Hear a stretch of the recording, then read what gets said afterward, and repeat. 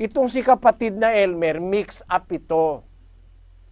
Pag nabasa niya ang kautusan, lagi niyang iniisip, kautusan ni Moises. Yung bang salitang kautusan dyan, ang laging mong nasa isip, yan nga yung kautusan sa panahon ni Moises at saka yung mga nasa lumang tipan. Yan nga ho. Mali ka dyan, kapatid. Magbago ka ng pag-iisip. Nanghihinayang ako sa kaluluwang maililigaw mo. Pakinggan mo ang 9:20 ng unang Korinto. Sabi ni Pablo, At sa mga Hudyo, ako'y nag-aring tulad sa Hudyo, upang mahikayat ko ang mga Hudyo. Sa mga nasa ilalim ng kautusan, ay gaya ng nasa ilalim ng kautusan.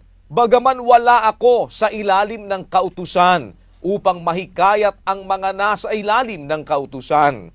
Sa mga walang kautusan, ay tulad sa walang kautusan. Bagamat hindi ako walang kautusan sa Diyos, kundi nasa ilalim ng kautusan ni Kristo. nakita mo, liwaliwanag sinasabi ni Pablo oh. Sabi niya, sa mga Hudyo, nag-ari akong tulad sa Hudyo para mahikayat ko yung mga Hudyo. Sa mga nasa ilalim ng kautusan ng alin? Kautusan ng mga Hudyo. Doon sa nasa ilalim ng kautusan na yon, nag-ari akong gaya ng nasa ilalim ng kautusan. Bagaman wala ako sa ilalim ng kautusan. Nino? Nung mga Hudyo. Yung kautusan ni Moises, wala daw siya ron. Upang mahikayat ko ang nasa ilalim ng kautusan. Tapos sabi niya sa 21, sa mga walang kautusan, tulad sa walang kautusan. Bagaman hindi ako walang kautusan sa Diyos, kundi nasa ilalim ng kautusan ni Kristo. So magkaiba pala yung kautusan na sabi niya, wala ako sa ilalim nun. Pero meron siyang kautusan, sinasabing, nasa ilalim ako nun. Ayon. Alin yung kautusan na ipinakikilala at nagpapailalim si Pablo ron? Yun yung kautusan ni Kristo. Alin naman yung kautusan na wala sa ilalim nun si Pablo? Yung kautusan ng mga Hudyo, yun nga yung kautusan ni Moises. Bakit? Si Pablo kasi maliwanag ang kaisipan, mga kapatid. Bakit maliwanag ang kaisipan ni Pablo? Kasi po, alam niya na hindi lahat ng kautusan pare-pareho. Ayan. Iba yung kautusan ni Moises, iba yung kautusan ni Kristo. Ang sabi ng maliwanag na kaisipan ni Pablo, 13:39 ng gawa. At sa pamamagitan niya, ang bawat nananampalataya ay inaaring ganap sa lahat ng mga bagay. Na sa mga ito'y hindi kayo aariing ganap sa pamamagitan ng kautusan ni Moises. Nako, yung palang kautusan ni Moises, sa panahon ng mga apostol, hindi ka naaariing ganap doon, kapatid. Sa pamamagitan lang ng kautusan ni Kristo tayo aariing ganap ngayon. Kaya tinan mo nga yung panahon ni Kristo, may lumapit na binata, sinunod ko na lahat yan. Para ka maging sakdal, sumunod ka sa akin. Bakit? May ibang utos si Kristo sa Kristiyano. Papakita ko sa iyo pagkakaiba, kapatid. Sabi dun sa nakasulat sa 2 tapyas na bato, basahin natin yung nasa Exodo 20, Kapitulo 20 at versikulo 12. Igalang mo ang iyong ama at ang iyong ina, upang ang iyong mga araw ay tumagal sa ibabaw ng lupa na ibinibigay sa iyo ng Panginoon mong Diyos. Yan ang isa sa 10 utos. Honor thy father and thy mother. Igalang mo ang iyong ama at ang iyong ina. Yun ang panahon ni Moises. Sa panahon ni Kristo, ano naman ang utos? Sa 1 Pedro 2:17, basa. Igalang ninyo ang lahat ng mga tao. Nakita mo na, kapatid, wala lang liwaliwanag, malaki pagkakaiba. Sa panahon ni Moises, igalang mo tatay mo at nanay mo. Panahon ni Kristo, igalang nyo lahat ng tao. Pati tatay mo, pati nanay mo, pati tiyuhin mo, pati anak mo, igagalang mo. Iba ang batas ni Kristo kaysa sa batas ni Moises. Iba ang kautusan ni Kristo kaysa kautusan ni Moises. Ano ang kautusan ni Moises? Huwag kang kakain ng baboy. Ano ang sabi ni Kristo? Basahin natin sa unang Timoteo 4:4. Sapagkat ang bawat nilalang ng Diyos ay mabuti at walang anumang nararapat na itakwil kung tinatanggap na may pagpapasalamat. Ayan, pati pala baboy, mabuti rin eh. Lahat ng nilalang ng Diyos mabuti. Bawat nilalang ng Diyos mabuti kung tinatanggap nating may pagpapasalamat. Ba't teka, ganon? Hindi ba bawal sa Israel ang baboy? Ba't sa panahon ni Kristo bawat ng nilalang ng Diyos mabuti? Kasi pinaliwanag ni Pablo yan. Maliwanag ang utak ni Pablo. 9 Gs ng Ebreo. Pakibasa. Palibhasa'y palatuntunan lamang na ukol sa laman na iniatang hanggang sa panahon ng pagbabago, gaya ng mga pagkain at mga inumin at sari-saring paglilinis. Yung palang mga palatuntunan sa pagkain, sa mga inumin at sari-saring paglilinis, yung pala palatuntunang ukol sa laman, ukol sa flesh, ukol sa pagkataon labas. Iniatang yon hanggang sa panahon ng pagbabago. Pakibasa mo nga kapatid na Fred kung ano ang tema namin. Ito po ang pinirmahang tema. Sabi ni Mr. Elmer Albuera, patutunayan ko ng grupong RIAIM na ang kautusan ng Diyos sa lumang tipan ay utos pa rin hanggang sa bagong tipan na hindi nagbabago. Anong tema? Sabi niya hindi nagbabago. Ano ang sabi ng Biblia?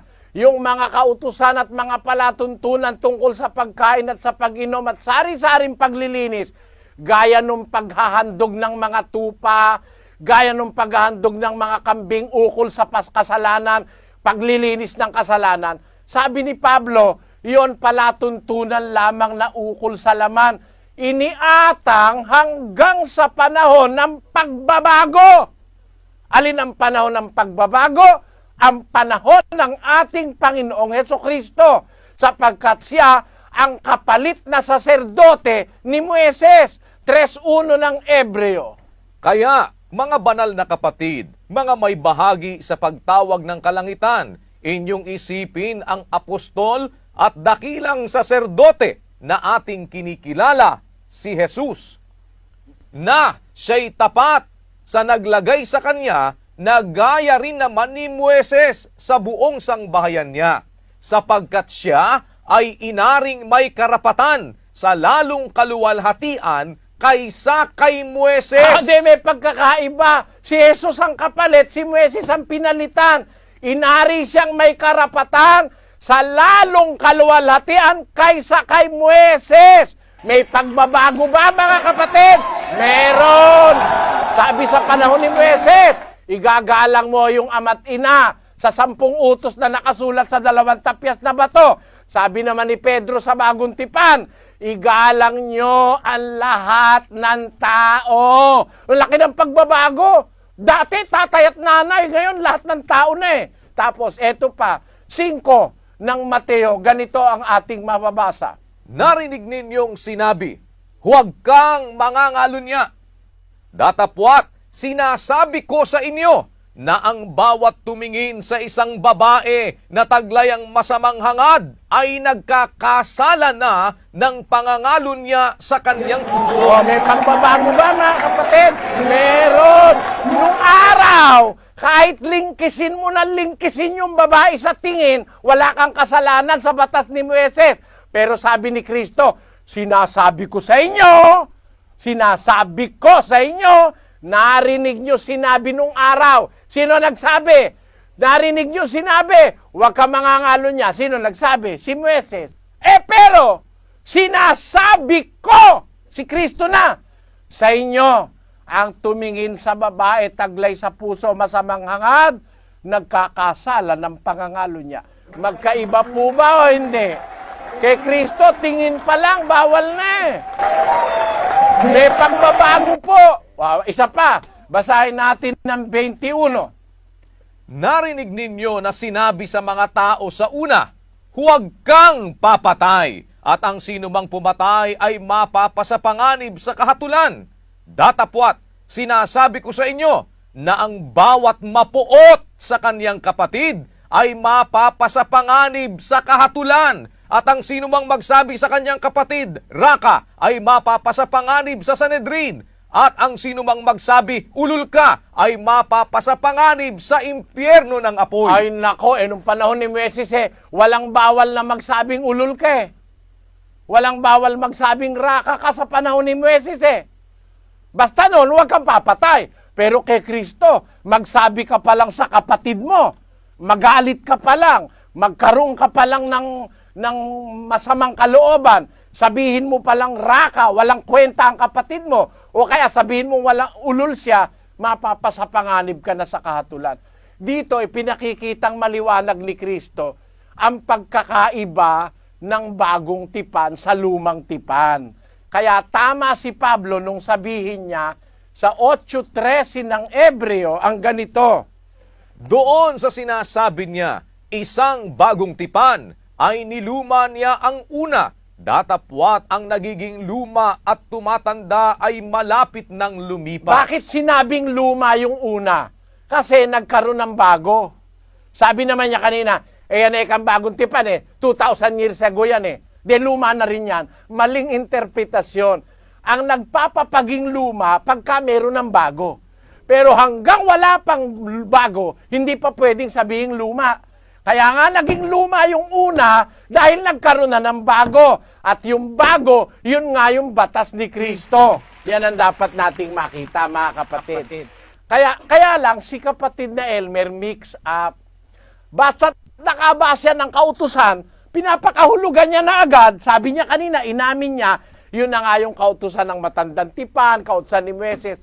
Pag nakabasa siya ng salitang kautusan, automatic na sa kanyang isip, nakaprogram na yun ay kautusan ni Moises, kautusan ng unang tipan. Hindi ganon, kapatid. Yung bang salitang kautusan dyan, ang laging mong nasa isip, yan nga yung kautusan sa panahon ni Moises at saka yung mga nasa lumang tipan. Yan nga ho. Maraming kautusan sa Biblia. Ang katunayan, may mga tipan, ang Diyos ng una, na hindi na ngayon. Bagaman sinabi ng Diyos, hindi ko sisiraan ang aking tipan. Totoo yun. Yung tipan kay Abraham, di niya sinira.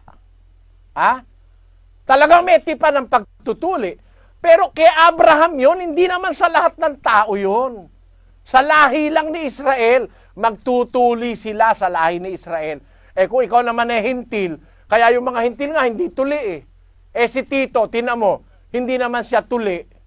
Bakit? Hintil kasi siya tatay niya Grego Hindi siya pinatuli ng tatay niya. Pero hindi siya pinatay.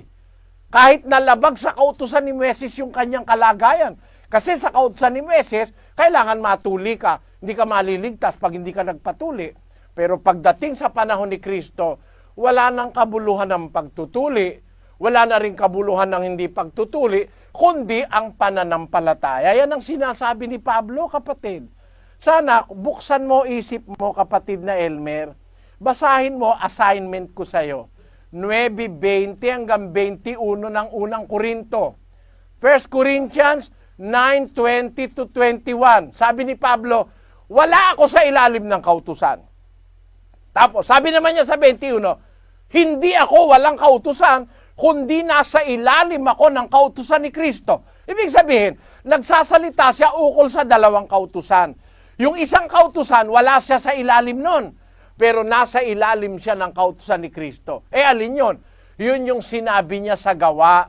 Wala siya sa ilalim ng kautusan ni Moises kasi hindi na aariing ganapan tao sa ilalim ng kautusan ni Moises. Aariin tayong ganap sa kautusan ni Kristo. 6:2 ng Galacia. Magtulong-tulong kayo sa pagdadala ng pasanin ng isa't isa at sa gayon ninyo matutupad ang kautusan ni Kristo. Ayan, kapatid. Huwag ka ma-mix up, kapatid na Elmer. Naaawa ako sa naaakay mo, no? Hindi pag nakabasa ka ng kautusan, iisa ang kahulugan.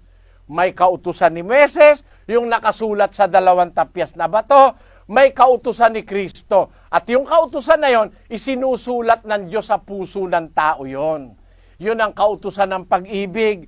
Yun ang kautusan ng pananampalataya. Yun yung lahat ng itinuro ni Kristo. Basahin natin ang Mateo ngayon, 28:20. Na ituro ninyo sa kanila na kanilang ganapin ang lahat ng mga bagay na iniuutos ko sa inyo.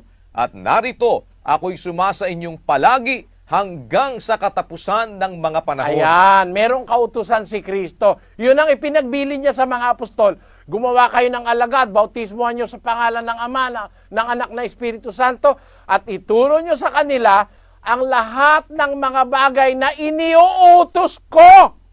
Si Kristo na ang may kautusan. Siya na ang lehislador ngayon. Siya ang tagapamagitan ng isang bagong tipan. Ano ba yung bagong tipan? Sabi ni Pablo, isang tipang lalong mabuti. At kung saan inilagda ang lalong mabubuting pangako. 8:6 ng Ebreo. Datapwat ngayoy kinamtan niya ang ministeryong lalong marangal. Palibhasay siya na may tagapamagitan sa isang tipang lalong magaling na inilagda sa lalong mabubuting pangako. Ba't sinasabing lalong magaling yung tipan kay Kristo? Kasi merong ibang tipan na hindi na masyadong magaling. Lalong magaling yung kay Kristo kaysa kay Moises. Bakit? Balik tayo sa Ebreo 3:3. Sapagkat siya ay inaring may karapatan sa lalong kaluwalhatian kaysa kay Moises. Palibhasay may lalong karangalan kaysa bahay yaong nagtayo ng bahay. Ayan, mas mataas si Kristo kaysa kay Moises. Ang tipan ni Moises, mas magaling yung tipan ni Kristo. Yan ang maliwanag sa Biblia, kapatid. Sana naunawaan ng mga inaakay